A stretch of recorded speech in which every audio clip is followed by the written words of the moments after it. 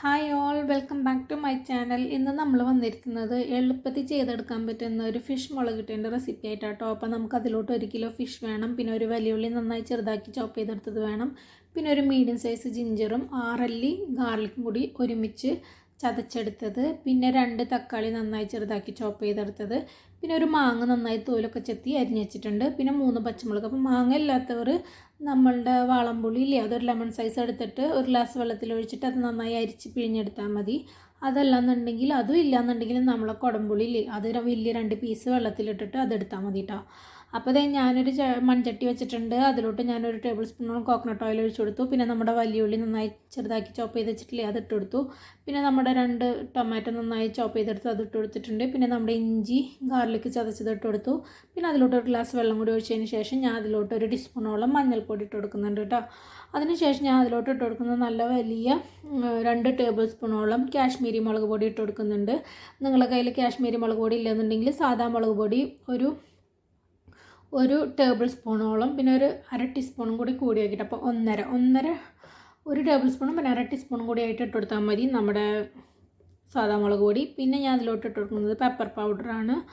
അപ്പോൾ അതൊരു ടീസ്പൂൺ ഇട്ട് കൊടുക്കുന്നുണ്ട്. അതുകൊണ്ടാണ് ഞാൻ അവിടെ അത് കുറയ്ക്കാൻ പറഞ്ഞത് കേട്ടോ, സാധാ മുളക് പൊടിയാണെന്നുണ്ടെങ്കിൽ. അപ്പോൾ ഞാനിവിടെ ഒരു ടീസ്പൂണോളം നമ്മുടെ പെപ്പർ പൗഡർ ഇട്ട് കൊടുത്തിട്ടുണ്ട്. എന്നിട്ട് അതിന് ശേഷം ഞാൻ നമ്മുടെ വലിയ ജീരകല്ലേ, അത് നന്നായിട്ട് ലോ ഫ്ലെയിമിൽ വറുത്ത് പൊടിച്ചിട്ട് എടുത്ത് വെച്ചിട്ടുണ്ട്. അതിന് ഞാനൊരു ടീസ്പൂൺ ഇട്ട് കൊടുക്കുന്നത് ഓപ്ഷണലാണ്, നിങ്ങൾക്ക് ഉണ്ടെങ്കിൽ ഇട്ട് കൊടുക്കുക, അതല്ലെങ്കിൽ ഇട്ടില്ലെങ്കിൽ ഒരു കുഴപ്പമില്ല കേട്ടോ.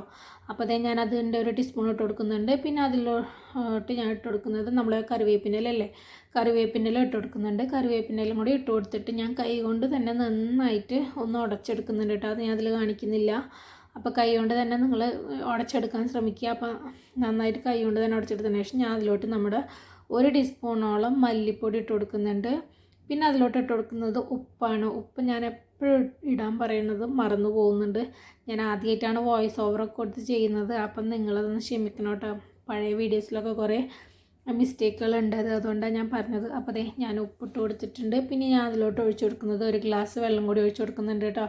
അപ്പോൾ ടോട്ടലായിട്ട് ഞാൻ ഒഴിച്ചു കൊടുക്കുന്നത് ഇപ്പോൾ 2 ഗ്ലാസ് വെള്ളം കേട്ടോ. ഈ 2 ഗ്ലാസ് വെള്ളം ഒഴിച്ചു കൊടുത്തിട്ട് ഞാൻ അത് സ്റ്റൗവിൽ വെച്ചിട്ട് നമ്മുടെ ജിഞ്ചർ ഗാർലിക്കിൻ്റെ പച്ച സ്മെല്ലും പിന്നെ തക്കാളിയൊക്കെ നന്നായി ഉടയാൻ വേണ്ടിയിട്ട് വെയിറ്റ് ചെയ്യുന്നുണ്ട് കേട്ടോ.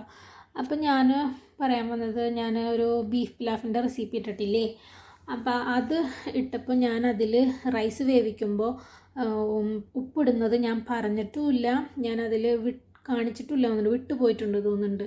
അപ്പം നിങ്ങൾ അതൊന്ന് ക്ഷമിക്കുക കേട്ടോ. അപ്പം നിങ്ങളുടെ റൈസ് ഇട്ട് കൊടുക്കുമ്പോൾ ഉപ്പൊക്കെ നോക്കിയിട്ടൊന്ന് ഇട്ട് കൊടുക്കണം കേട്ടോ. അപ്പോൾ അതേ ഞാൻ ഇതിൽ എല്ലാം ഒന്ന് വറ്റി വന്നപ്പോൾ ഞാൻ 1 ഗ്ലാസ് വെള്ളം കൂടി ഒഴിച്ചു കൊടുക്കുന്നുണ്ട് കേട്ടോ. പിന്നെ അതൊന്ന് തിളക്കാൻ വേണ്ടി വെയിറ്റ് ചെയ്യുന്നുണ്ട്. അപ്പം നിങ്ങൾ ആ റൈസ് അതിൽ ഞാൻ വീഡിയോയിൽ കേട്ടോ, ബീഫ് പിലാഫിൻ്റെ വീഡിയോയിൽ നിങ്ങൾ റൈസിൽ ഉപ്പിടാൻ ശ്രമിക്കണം. കാരണം എന്താ വെച്ചാൽ ഞാനതിൽ വിട്ടുപോയിട്ടുണ്ട് പറയാൻ. അപ്പോൾ ബീഫിൻ്റെ വാട്ടറിൽ ചേർക്കുന്നുണ്ടല്ലോ, അപ്പോൾ അതും കൂടി ശ്രദ്ധിച്ചിട്ട് വേണം നിങ്ങൾ ഉപ്പിട്ട് കൊടുക്കാൻ കേട്ടോ. അപ്പോൾ ഇതേ ഞാനിത് നന്നായിട്ട് തിളച്ച് വരാൻ വേണ്ടി വെയിറ്റ് ചെയ്യുന്നുണ്ട്. അപ്പോൾ ഉപ്പ് കുറച്ച് കുറവ് തോന്നി, അപ്പോൾ ഞാൻ കുറച്ചും കൂടി ഇതിൽ ഉപ്പിട്ട് കൊടുക്കുന്നുണ്ട്. അപ്പോൾ നമുക്കിത് നന്നായിട്ട് ഒന്ന് തിളച്ച് വരണ വരെ വെയിറ്റ് ചെയ്യാം. ഇത് നന്നായി തിളച്ച് വന്നതിൻ്റെ ശേഷം പിന്നെ ബാക്കിയുള്ള കാര്യങ്ങൾ നമ്മൾ ചെയ്യാൻ പാടുള്ളൂ കേട്ടോ. തിളക്കുന്നതിന് മുമ്പ് നമ്മൾ പിന്നെ വേറെ ഒന്നും ഇട്ട് കൊടുക്കാൻ പാടില്ല. അതേ ഇപ്പോൾ അതിലോട്ട് ഞാൻ നന്നായി തിളച്ച് വന്നപ്പോൾ നമ്മുടെ മാങ്ങ ഇട്ട് കൊടുക്കുന്നുണ്ട്. അപ്പോൾ ഞാൻ പറഞ്ഞില്ലേ, ഈ സമയത്ത് വേണം നിങ്ങൾ നമ്മുടെ വാളംപുളിയാണോ അതല്ലാന്നുണ്ടെങ്കിൽ കുടംപുളിയാണെന്നുണ്ടെങ്കിൽ ഈ സമയത്ത് വേണം ഇട്ട് കൊടുക്കാൻ കേട്ടോ. അപ്പോൾ ഞാൻ അത് ഇട്ട് കൊടുത്തിട്ടുണ്ട്. ഇനി നമ്മുടെ മാങ്ങ ഒന്ന് വെന്ത് വരാൻ വേണ്ടി നമുക്ക് വെയിറ്റ് ചെയ്യാം. അപ്പം മാങ്ങ വെന്ത് വന്നാൽ നമുക്കിതിലോട്ട് ഒരു സീക്രട്ട് ഇൻഗ്രീഡിയൻറ്റ് ചേർത്ത് കൊടുക്കാനുണ്ട്. അതെന്ന് വെച്ചാൽ നമ്മുടെ ബെല്ലല്ലേ, ശർക്കര, ബെല്ലം, ജാഗരി എന്നൊക്കെ പറയില്ലേ, അതൊരു ചെറിയൊരു പീസ് ഇട്ട് കൊടുക്കുക കേട്ടോ. അപ്പോൾ അതൊരു ചെറിയ പീസ് ഇട്ട് കൊടുത്തതിന് ശേഷം അതൊന്ന് അതിൽ മിക്സായി വന്നിട്ട് നമുക്ക് വെയിറ്റ് ചെയ്യാം. അപ്പോൾ ഞാൻ എൻ്റെ മുമ്പ് ചക്കക്കുരു കിട്ടിയപ്പോൾ വേവിച്ച് ഫ്രീസറിൽ വെച്ചിട്ടുള്ളതാണ്. അപ്പോൾ അത് ഞാൻ ഇട്ട് കൊടുക്കുന്നുണ്ട്. അത് നിങ്ങളിൽ ഉണ്ടെങ്കിൽ ഇട്ട് കൊടുത്താൽ മതി കേട്ടോ. അല്ലാന്നുണ്ടെങ്കിൽ നിങ്ങൾക്ക് ആ സമയത്ത് വല്ല ഒരു പൊട്ടാറ്റോ അതുപോലെ ചെറുതാക്കി അരിഞ്ഞിട്ട് കൊടുക്കാം. അല്ലെങ്കിൽ നമ്മുടെ കപ്പ് ഉണ്ടെങ്കിൽ അതൊന്ന് ചെറുതാക്കി അരിഞ്ഞിട്ട് കൊടുക്കാം. അല്ലെങ്കിൽ മുരിങ്ങക്കായല്ലേ, അങ്ങനത്തെ ഉണ്ടെങ്കിലൊക്കെ ഇട്ട് കൊടുത്താൽ ടേസ്റ്റ് കേട്ടോ. അപ്പം നിങ്ങൾ അതിലൊന്നുണ്ടെങ്കിൽ ഒന്നിട്ട് കൊടുക്കണ്ട, നേരെ നമ്മുടെ ഫിഷ് ഇട്ട് കൊടുത്താൽ മതി. അതല്ലെങ്കിൽ ഇതൊന്ന് ഇട്ട് കൊടുത്തിട്ട് ഒന്ന് വെന്തതിന് ശേഷം പിന്നെ ഫിഷ് ഇട്ട് കൊടുത്താൽ മതി കേട്ടോ. അപ്പോൾ അതേ ഞാൻ എൻ്റെ ഫിഷൊക്കെ ഇട്ട് കൊടുക്കുന്നുണ്ട്. ഇത് പെട്ടെന്ന് വേവും, 2 മിനിറ്റ് വരെ ഒന്ന് തിളച്ചാൽ മതി. അപ്പോൾ ഇത് വെന്ത് വരും. അപ്പോൾ ഇത് നന്നായി വെന്ത് കഴിഞ്ഞതിന് ശേഷം പിന്നെ നമ്മളൊന്ന് ഇളക്കൊന്നും ചെയ്യരുത് കേട്ടോ. അപ്പോൾ നന്നായി വെന്തതിന് ശേഷം നമ്മൾ ഇതിലോട്ട് എന്ത് ചെയ്യണം, നമ്മുടെ ഈ പച്ചമുളകും വേപ്പിൻ്റെ ഇലയും ഞാൻ മാറ്റി വെച്ചിട്ടില്ലേ, അത് ഇതിലോട്ട് ഇട്ട് കൊടുത്തതിന് ശേഷം നമ്മുടെ കോക്കനട്ട് ഓയിലൊന്ന് ഞാൻ അതിലോട്ട് ചുറ്റിച്ചൊഴിച്ച് കൊടുക്കുന്നുണ്ട് കേട്ടോ. നമ്മുടെ മുളക് കറിയിലൊക്കെ നമ്മൾ കോക്കനട്ട് ഓയിൽ ലാസ്റ്റ് ഒഴിച്ച് കൊടുക്കും. അപ്പോൾ ഞാൻ അതിലോട്ട് നമ്മൾ കോക്കനട്ട് ഓയിലൊന്ന് ചുറ്റിച്ചൊഴിച്ച് കൊടുത്തതിന് ശേഷം ഞാൻ ഫ്ലെയിം ഓഫാക്കിയിട്ട് മൂടി വെക്കുന്നുണ്ട്. പിന്നെ നമ്മളൊരു 5 മിനിറ്റിന് അത് തൊടാൻ പാടില്ല കേട്ടോ. ഒരു 5 മിനിറ്റ് കഴിഞ്ഞതിന് ശേഷമാണ് അത് നമ്മൾ തുറന്നിട്ട് പിന്നെ യൂസ് ചെയ്യേണ്ടത്. അതെല്ലാം നമ്മൾ തലേ ദിവസമൊക്കെ ഉണ്ടാക്കി വെക്കുന്നത് വെച്ചാൽ ഈ കറിയൊക്കെ നല്ല ടേസ്റ്റ് കേട്ടോ. അപ്പോൾ ഒരു 5 മിനിറ്റിന് ശേഷം നമ്മൾ തുറക്കാൻ വേണ്ടിയിട്ട് ശ്രദ്ധിക്കുക. അപ്പോൾ അതേ ഞാൻ അടച്ചൊക്കെ വെച്ചിട്ടുണ്ട്. ഇപ്പം ഞാൻ 5 മിനിറ്റൊക്കെ കഴിഞ്ഞിട്ടുണ്ട്. അപ്പോൾ 5 മിനിറ്റ് കഴിഞ്ഞപ്പോൾ നമ്മുടെ കറി റെഡി ആയിട്ടുണ്ട്. അപ്പം നിങ്ങളൊക്കെ ഇതൊക്കെ ഒന്ന് ഉണ്ടാക്കി നോക്കുക. എന്നിട്ട് നിങ്ങൾക്ക് ഇഷ്ടപ്പെടുകയെന്ന് വെച്ചിട്ടുണ്ടെങ്കിൽ ഇതൊന്ന് സബ്സ്ക്രൈബ് ചെയ്യുക, ലൈക്ക് ചെയ്യുക, ഷെയർ ചെയ്യുക. നിങ്ങൾ കമൻറ്റ് സെക്ഷനിൽ കമൻറ്റ് ചെയ്യാൻ മറക്കരുത് കേട്ടോ.